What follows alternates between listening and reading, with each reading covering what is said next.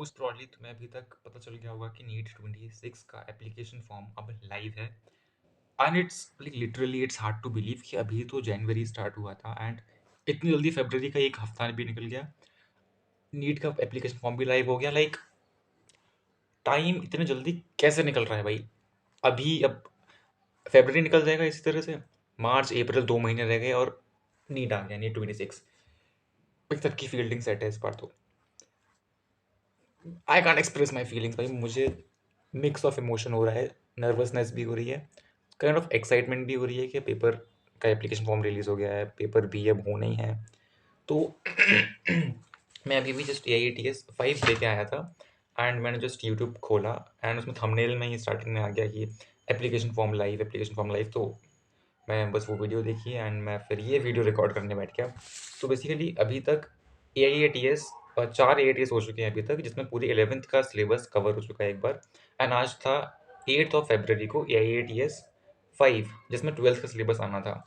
And अगर मैं बताऊं काइंड ऑफ कि मेरी क्लास 11th थोड़ी सी वीक है और 12th एज कम्पेयर टू थोड़ी सी अच्छी है 11th के कंपैरिजन में। तो इसीलिए मेरा टेस्ट उन टेस्ट के कंपैरिजन में अच्छा गया और मेरी थोड़ी सी ऑर्गेनिक केमिस्ट्री भी अच्छी है। और मतलब इन हम तीनों सब्जेक्ट में बात करें, फिजिक्स केमिस्ट्री एंड बायोलॉजी, तीनों मेरी 12th की अ, थोड़ी सी स्ट्रॉन्ग है एज कम्पेयर टू 11th। और हाँ, थोड़ी ऑर्गेनिक भी अच्छी है, इस वजह से पेपर तो अच्छा गया। पेपर थोड़ा सा डिफिकल्ट था। तो अगर मैं पेपर को रिव्यू करूँ तो physics was moderate, chemistry and biology थोड़ी सी हार्ड थी।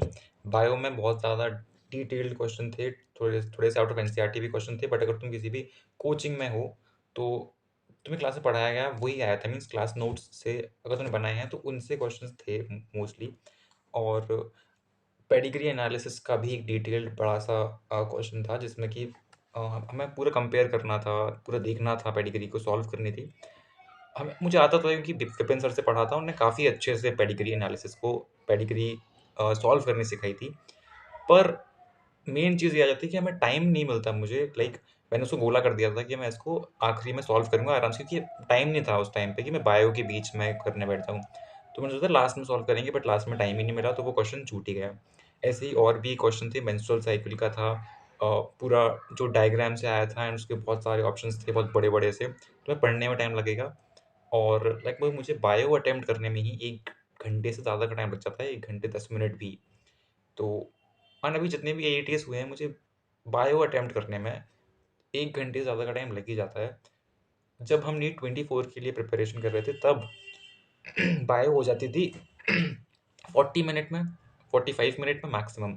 बट अब बायो में बहुत टाइम लग रहा है और लास्ट में थोड़ा कम टाइम बचा था रिएक्शंस के लिए। हाँ, रिएक्शन में भी मतलब बहुत सारे रिएक्शन को लिंक करके क्वेश्चन बहुत ज़्यादा थे। बस कुछ क्वेश्चन थे बिल्कुल ही आउट ऑफ कॉन्टेस्ट, बिल्कुल ही out of NCERT, out of syllabus. हाँ, सिलेबस में हो सकते हैं बट हमें तो नहीं पढ़ाए गए। जैसे कि यूरेडिन इज ऑब्टेन्ड व्हेन, मैंने नहीं पढ़ा। मे बी तुमने पढ़ा हो बट मैंने तो नहीं पढ़ा। और फिजिक्स वाज मॉडरेट, उसमें भी थोड़े बहुत थे टफ क्वेश्चंस। एंड ओवरऑल पूरा पेपर मॉडरेट टू टफ था, जैसे कि हर AITS आ रहा है वैसे ही था। एंड या दिस इज इट। और अब एप्लीकेशन फॉर्म भी आ गया है तो अभी तो देखो लगभग 8 फरवरी से 8 मार्च तक का टाइम है। और डेट एक्सटेंड आई थिंक नहीं ही होती है, क्योंकि लास्ट ईयर नहीं हुई थी डेट एक्सटेंड। उससे पहले होती होगी बट अभी तो नहीं होती। तो अभी तो काइंड ऑफ अच्छा खासा टाइम है, तो फिर कर देना आराम से। मैं भी कर ही दूंगा, मार्च आते आते हो ही जाएगा। और अब लाइक प्राइम फोकस हमें करना है कि हमारा सिलेबस जल्द से जल्द खत्म हो जाए अगर अभी तक नहीं हुआ है तो। और अब फुल सिलेबस टेस्ट भी देना शुरू करने हैं। सो